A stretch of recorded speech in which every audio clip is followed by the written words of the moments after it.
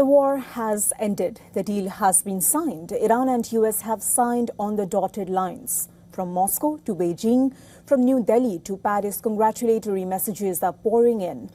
But a close scrutiny of the much-awaited 14-point memorandum of agreement reveals that there are many grey areas. This is the key moment when the three leaders formally signed the deal. The 14-point deal creates a 60-day ceasefire framework. Think of it as a pause button on war while diplomats work on the real solutions. The agreement represents the most significant US-Iran diplomatic breakthrough in decades, though critical questions remain unanswered. The agreement delivers immediate steps to reduce tensions. Both sides have agreed to halt military operations, including in Lebanon, and work towards a final agreement within 60 days. Another important part of the agreement is the territorial integrity clause. Both sides have committed to respecting each other's sovereignty, avoiding interference in internal affairs, and refraining from attacks on each other's territory. But while the fighting has stopped for now, several major disputes remain unresolved. The first is Iran's ballistic missile program. The agreement does not place any limits on Iran's missile capabilities, despite concerns over its range and strength. The second is Iran's support for regional allies, including Hezbollah and the Houthis. The biggest challenge remains Iran's nuclear program. Tehran has refused to dismantle them, while the US and Israel want complete destruction.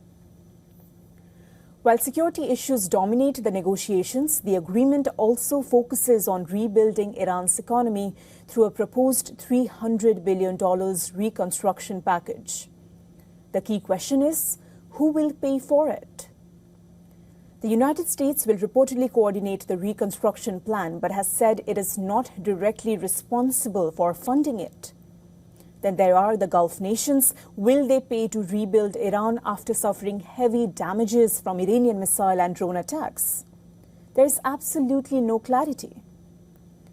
However, one major regional player remains outside the process: Israel. Israel was not part of the negotiations and is not involved in the reconstruction fund. With Washington moving ahead with Tehran, Israel's influence over the deal has been reduced.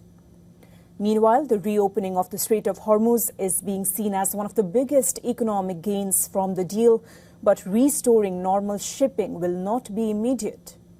Before the war, 20 million barrels of oil flowed through the Strait of Hormuz daily, making up about 20% of the world's global supply. And now, traffic will resume gradually as teams work to clear naval mines placed during the fighting.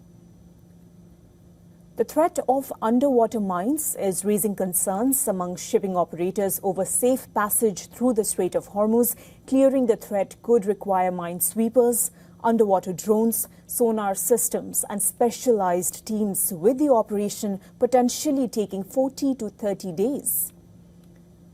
At the same time, insurers remain hesitant to underwrite war risk premiums.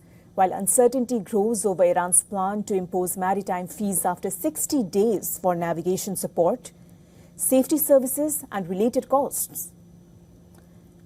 Now, the next 60 days will decide whether this agreement becomes a historic peace breakthrough or another temporary pause in a decades-long conflict.